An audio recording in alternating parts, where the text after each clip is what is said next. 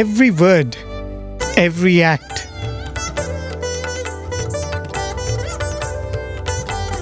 His assurance and His love. Why fear when I am here, He said.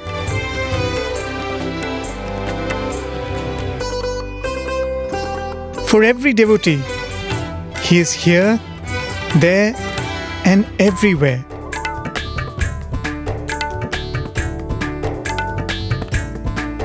Painfully guiding every step like a dance teacher.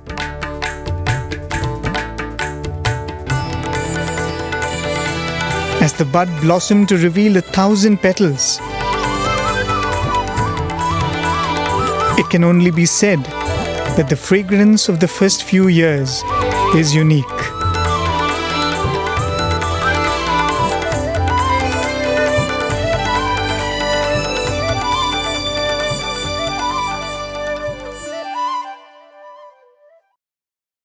Many times we ask many things from Swami. We should pause and ponder whether we are ready to receive it, actually.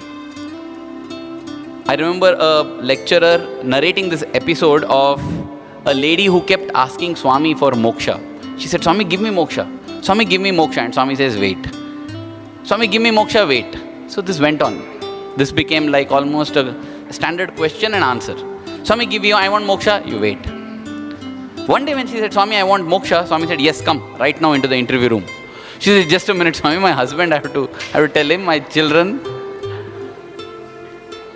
When we ask the Lord, Swami says, unlike the human photographer who says, ready, smile and shoot, the divine photographer will click anytime. You have to be ready every moment. So it is not as if what I seek, I should get it on my terms. That is what happened even to this earliest family, The brother and sister of Karanam Kamalamma, that is one is P.V. Krishnamurti, the other is Sarojamma. They had invited Swami to come home. And Swami actually came home. How it happened was very, very interesting. It was one fine morning in Bangalore at Chamarajpet. This is the map of Bangalore. The old Bangalore, which was 1/4 the size of what it is today. And these are all the different places that Swami visited. Baswangudi, Cavalry Road, Chamarajpet, Commercial Street, JC Road, Lalbagh, Magdi, Malleshwaram, Mavalli, Richmond Road, Sheshadripuram, Alsur, Vishweshwarpuram. But the first visit was to Chamarajpet, the third name in that list. And Swami came along with one of the brothers of Karanam Subbamma. Karanam Kamalamma had come to Bangalore at that time. She was staying at the place of Shanta. Shanta is the daughter of Narayan Sharma. At Narayan Sharma's home, Karanam Kamalamma was staying. And suddenly at around 10:30 in the morning, they hear a knock on the door. They open the door and Swami is standing there. And he says, you told me to come, right? I have come. Oh my God, Swami told you to come. You should tell some message and so we'll make welcome arrangements here. Then you came off. See, that is the thing. When we seek from God, are we ready to receive as per God's terms?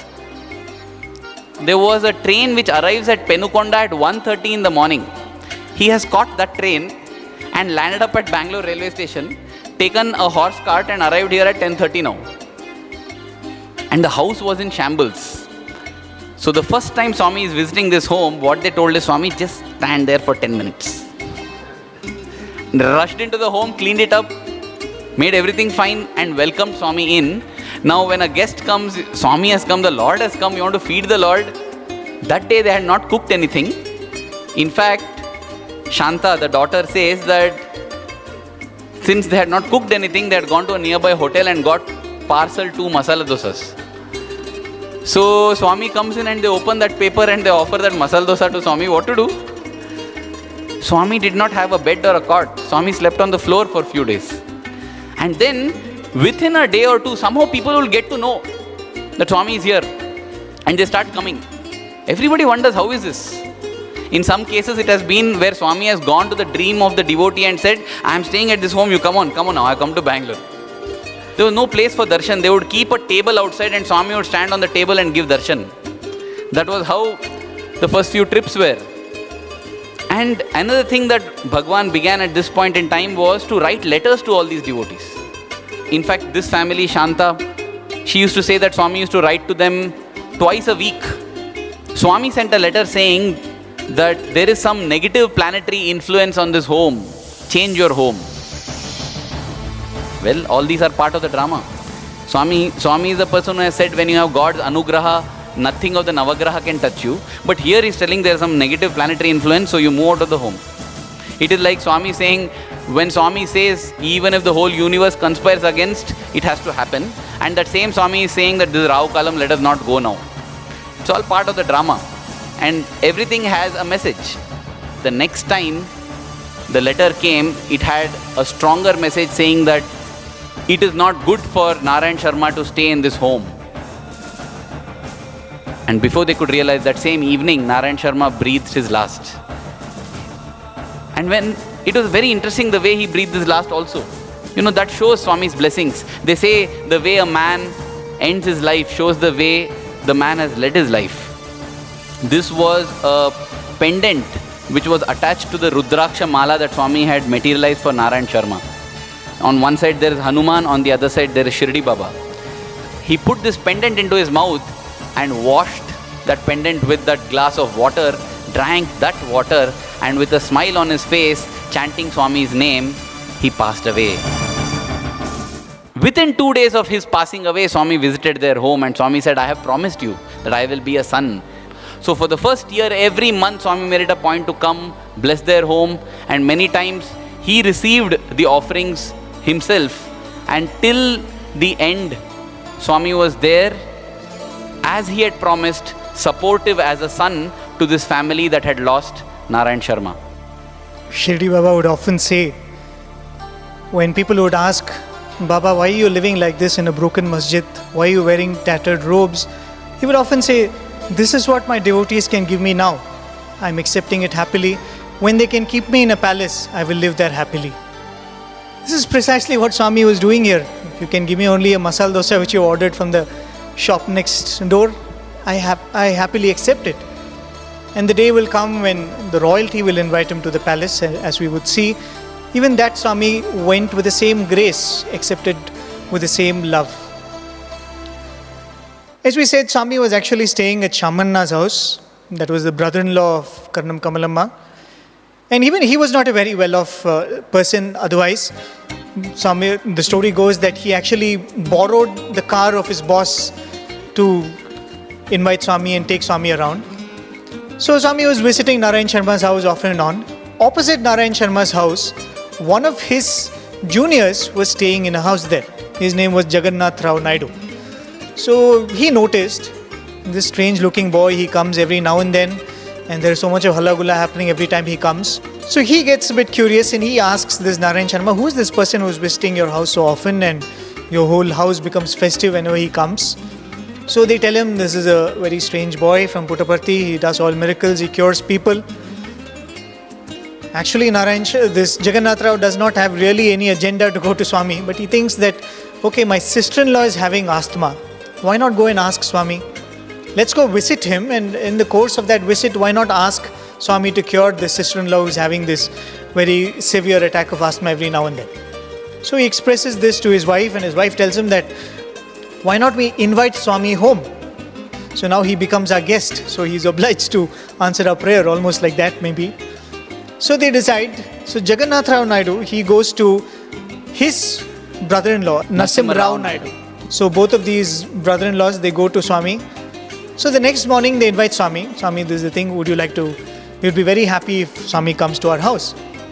And Swami says, why not? Why not for lunch today? Imagine that. So these two rush back home. They have to tell that you need to prepare things. Swami is coming just today for lunch. And throughout this visit of Swami, they're going on telling Swami, this sister-in-law, she's having asthma. And Swami is saying, let's see. It's almost like that's just an alibi. I have used that as an opportunity to come to you. Don't talk about that. Then Narasimha Rao Naidu, he invites Swami to the house. And Swami says, why not? And a couple of days later, he goes to that house. Swami, you can stay tonight. We can do bhajans. Oh, that's a very good idea. Let's stay tonight and let's have bhajans. So 6:30 to 9, they have bhajans.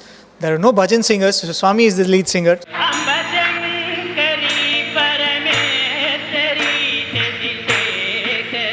The first 24-hour Akhanda Bhajan was held in this house, in Narasimha Rao Naidu's house. Swami started one evening and ended next evening. But that was not the only Akhanda Bhajan. Every time Swami would come to this house, Swami would have at least a 12-hour Akhanda Bhajan. And that was at least twice a trip. That is, as soon as Swami comes, there will be a 12-hour Akhanda Bhajan. The day Swami leaves, there will be a 12-hour Akhanda Bhajan. So this almost became like the first bhajan center outside Puttaparthi. And when there is bhajans, bhajans attracts people. So during the bhajans which are held in this house, a lot of other devotees who would become very prominent contributors to Swami's mission started visiting. Trivenkatam Swami Mudalyar, he was one of the earlier devotees. Then there was Navneetam Naidu, he was an excise commissioner. We will be talking about him shortly. And another very, very important devotee, his name was Tirumal Rao. I don't know what fortune this devotee has done. Swami has written innumerable letters to him, like the endearing letters we write to Swami, Swami wrote to him. And probably if the chance comes, we will go into some of those letters. But some of these devotees came to Swami through this bhajans in this house. This was in the early 1944. And Swami started visiting this house every 2 months. Every 2 months, all the way from Puttaparthi, Swami would come to Bangalore. Whatever the devotee does to the Lord also reciprocates. Just as both these, Narasimha and Jagannath, both of them, as they were inviting Swami home and hosting him, Swami said, "Why don't you come along with me to Puttaparthi? I will host you there." You know, they were friends. So they said, "Okay, Swami, when?" Swami said, "Now." I mean, "Now, yes, come." Took them to the railway station, got into the Guntakal Express, Guntakal Mail or whatever it was, and that is how they traveled to Puttaparthi. And then Swami arrives. He was staying at that time at Karnam Subhamma's home in that small room. He tells Karnam Subhamma that I've got guests. Karnam Subhamma, the great devotee, she says, "Yes, Swami, your guests are my guests. Yes, they can stay." So that is how Jagannath Rao Naidu and Narasimha Rao Naidu both stay with Swami. The next morning, Swami takes them around Puttaparthi. He says, "See, this is the river, this is Chitravati." So now there is no water, but actually when it rains, water will come. In fact, he digs 1 foot from the sand and he says, "See, it's wet there, there is water." So it is there below the surface, it has to come out. He takes them to the nearby village Janakampalli, which is about 3 kilometers from here. They wander through the fields and Swami says, "This is high quality, very good sugarcane, come." There he knows the farmer over there. Jaggery is being made, makes them make the juice, sugarcane juice, and they drink. They're all very, very happy. They're hosted, they're very happy. And so, Swami was like a friend with these two brothers-in-law, I mean. In fact, Jagannath Rao Naidu's son, this is Haranath, little Haranath. There's something called Aksharabhyasa, where you initiate the child into learning. So Swami would often do that by holding the child's hand and making him write Om. This was possibly the first Aksharabhyasa that Swami did. Swami held little Haranath's hand and made him write Om, initiated him. Prem mentioned about Navneetam Naidu. He was the excise commissioner and he got pulled towards Swami because of his wife. She told, "I want to be with Swami," and he said, "See, you do whatever you want with your Swami, leave me out of all this." She said, "Okay." So she, her children, her mother's side, her uncles, everyone she's pulling in. But her husband has not got him. In fact, an invitation is extended to Swami and Swami lands up at Navneetam Naidu's house and he says, "Arre, in my home you're doing bhajan." So when bhajan is going on, he goes out of the house. "You finish all those activities, then I'll come back." And late in the night, Swami retires and Swami has gone in, locked the room. Then Navneetam Naidu comes back home. It's almost 11 o'clock in the night. He just has a quick dinner. He's about to go to bed. When he's about to go to bed, the door opens and Swami walks out. Swami says, in Bombay, he names one hospital. Unfortunately, while narrating this, the devotee had forgotten the name of the hospital. So he mentions one hospital, mentions the patient's name, and mentions a problem which had to be solved through surgery. And he says that doctor was not able to do it, so I had to go and do it and come. It was very tiring. Now I'll go back and rest. And Navneetam Naidu is hearing all this and he says, "What is this person speaking?" And Swami goes back into the room. Now, Navneetam Naidu, being an excise commissioner, it's a big post. He was one among the few in Bangalore who owned his own telephone at home in 1940s. It was a great thing to own a telephone. So he had a telephone and he booked a call to that hospital and asked for that patient. Gave the name that Swami had said. And they informed that this patient has undergone an intense surgery which seemed to be unsuccessful, but it became successful in the last minute.